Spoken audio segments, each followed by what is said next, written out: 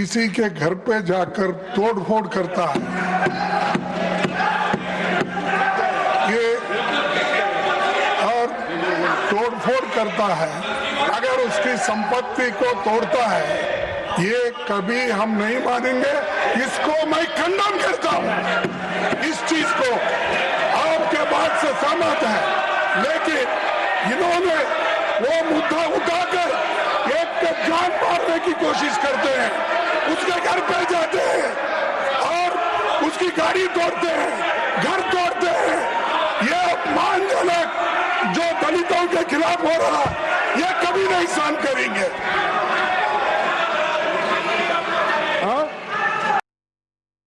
श्री राधा मोहन माननीय सभापति महोदय, माननीय सांसद रामजीलाल सुमन ने जो उस दिन कहा था, अगर उन्होंने महसूस कर लिया होता कि गलती से कह दिया या भाषण देने के आवेश में उनके मुंह से निकल गया, और उन्होंने सदन के भीतर या सदन के बाहर भी अगर ये स्पष्टीकरण दिया होता कि मैं ऐसा नहीं कहना चाहता था, और कह दिया होता कि मैंने जो कुछ कहा मैं उसके लिए शर्मिंदगी महसूस करता हूं और पूरे देश से माफ़ी मांगता हूं, तो ये बातें उसी अब आप हल्ला मुझसे तेज नहीं मचा पाएंगे, इसलिए सुनती जावेद जी शांति से। मैं मचाऊंगा तो डिस्टर्ब हो जाइएगा जी। तो बातें उसी दिन खत्म हो गई होती हैं। आश्चर्य की बात है, माननीय सांसद जी का बयान आया, मैं मरते मरते मर जाऊंगा लेकिन मैं अपनी बात वापस नहीं लूंगा। जब तक जीवित रहूंगा तब तक मैं इस बात को वापस नहीं लूंगा। यह बताता है कि जो कुछ उन्होंने कहा था सोच समझ के कहा था, होशो हवास में कहा था, नियोजित तरीके से कहा था, और यह जो संपूर्ण इंडी ठगबंधन है, ये इस इंडी ठगबंधन की मानसिकता को द्योतक करता है। अध्यक्ष महोदय,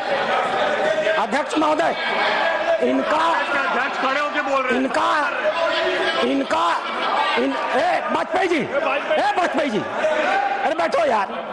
अध्यक्ष महोदय, एक बार एक सदस्य के कहनामे को तो छोड़ा जा सकता था, लेकिन माननीय नेता प्रतिपक्ष ने कांग्रेस का राष्ट्रीय अध्यक्ष होते हुए आज इस सदन में जो कुछ भी कहा है वो अक्षम्य है। वो अपराधियों को पूरी तरह संरक्षण देने का कर रहा है। उन्होंने सपोर्ट कर रहे हैं उनको। उन्होंने राणा सांगा को जानबूझ करके दलित समाज से जोड़ करके दलित का मुद्दा उठा करके राणा सांगा को दोबारा अपमानित किया है और इस मामले का राजनीतिकरण किया है। यह कांग्रेस की सोची हुई मंशा है। डॉक्टर अंबेडकर एक दलित थे। डॉक्टर अंबेडकर ने कहा था 25 अप्रैल को चाहे जो भी हो जाए इस देश की कांग्रेस में कभी भी नहीं जाया जा सकता है। दलित समाज की चिंता थी इस कांग्रेस को लेकर के। आज खड़गे जी ने अपनी उसी मानसिकता को जो देश के स्वाधीनता आंदोलन की लड़ाई लड़ते हैं उसी को सिद्ध किया है। इतिहास गवाह है, ये कांग्रेस इरविन के साथ समझौता करती थी और हमारे देश के संघर्ष करने वालों को फांसी पर चढ़ाने की समझौते किया करती थी। ये इस देश का इतिहास गवाह है। ये राष्ट्र विरोधियों के साथ रहने के आदी है, ये डीप स्टेट के हिस्से है।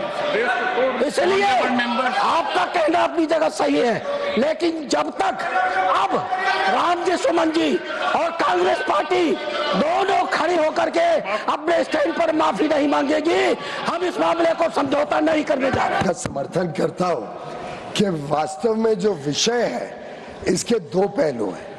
एक तो एब इनिशियो जो माननीय रामजीलाल सुमन जी ने कहा है वो इतना निंदनीय है, इतना बेशर्मी का वाक्य है, इतना ज्यादा घोर उन्होंने अपमान किया है देश के वीरों का। और उसके ऊपर अमर्यादित जो उन्होंने वाक्य कहा है वो पहली बात कहना ही गलत था, पर जैसा आपने ठीक कहा उसके बाद उसको दोहराना, to assert it second time over, to say on television so that the whole world sees it, देश नहीं पूरी दुनिया देख रही है। आज हमारा सदन हो, हमारा पब्लिक डिस्कोर्स हो, पूरी दुनिया में उसकी गूंज उठती है।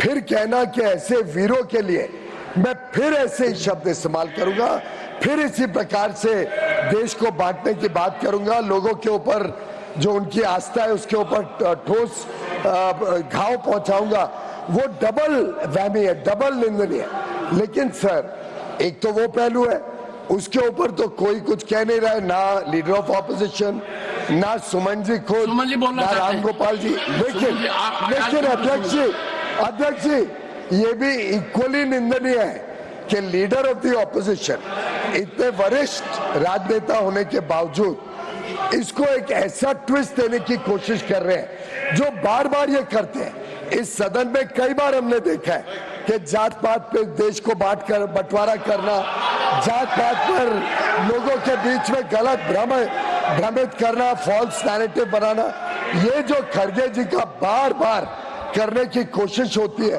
वो भी उतनी ही निंदनीय है, क्योंकि हम चाहते हैं देश में सामाजिक समरसता रहे, देश एकजुट हो। लेकिन ये जो इनकी मंशा है, ये मंशा भी आज एक्सपोज हुई है। और मैं समझता हूँ माननीय अध्यक्ष जी, अब समय आ गया है दुनिया को, देश को इस सदन से एक मैसेज जाए, इस सदन से एक आवाज गूंजे कि पूरा सदन एक आवाज में, एक स्वर में रामजी लाल सुमन जी के वाक्य को, उनके जो बात उन्होंने कही है उसको कंडेम करता है, उसको निंदनीय मानता है, और पूरा सदन एक आवाज में दुनिया को बताए कि ये देश की ताकत, हमारी एकता और एकजुटता पे कोई व्यक्ति आहत नहीं पहुंचा सकता। ये कंडेम करने का दायित्व आपकी अध्यक्षता में इस पूरी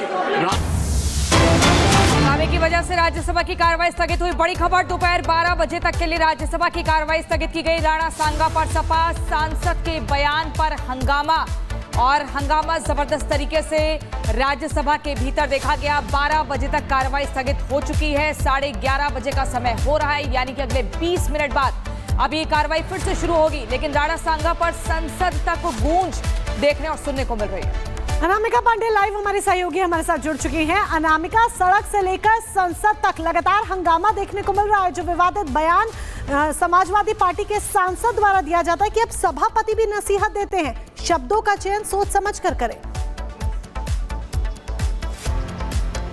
लेकिन उसके बाद भी रामजी लाल सुमन समेत समाजवादी पार्टी के किसी भी नेता पर इसका असर नहीं पड़ता है। वहीं दूसरी ओर कांग्रेस के अध्यक्ष मल्लिकार्जुन खड़गे जिस तरह से कह रहे हैं कि जो बयान दिया गया वो गलत है, लेकिन जो व्यवहार किया गया आगरा में वो सही नहीं है। उनको व्यवहार दिख रहा है करनी सेना के लोगों का, लेकिन रामजी लाल सुमन की बयान पर कोई भी टिप्पणी कांग्रेस के नेताओं की ओर से, खासतौर पर राष्ट्रीय अध्यक्ष पद पर रहते मल्लिकार्जुन खड़गे या फिर नेता प्रतिपक्ष के तौर पर राहुल गांधी की ओर से नहीं की गई है। लेकिन रामजी लाल सुमन का बचाव करने के लिए समाजवादी पार्टी के नेता लगातार आ रहे हैं। वहीं भारतीय जनता पार्टी की ओर से बार बार सवाल खड़ा किया जा रहा है कि आखिर क्या वजह है कि नेता बार बार, फिर चाहे राणा सांगा को लेकर हो या हिंदू धर्म को लेकर हो, हमने कल भी देखा था कि अखिलेश यादव के गौशाला पर दिए गए बयान को लेकर नाराजगी सामने आई थी, लेकिन उसके बाद भी समाजवादी पार्टी के नेता ऐसे बयान देने के बाद किसी भी तरीके से माफी नहीं मांगते हैं। और रामजी लाल सुमन तो कह रहे हैं मरते मरते मर जाऊंगा, लेकिन इस पर, अपने बयान पर माफी नहीं मांगूंगा, जबकि अखिलेश यादव भी उन पर माफी मांगने के लिए कोई दबाव नहीं बना रहे हैं। इस पूरे मामले पर राजनीति कैसे हो रही है, बीजेपी लगातार समाजवादी पार्टी खासतौर पर रामजी लाल सुमन, अखिलेश यादव पर कैसे हमलावर है,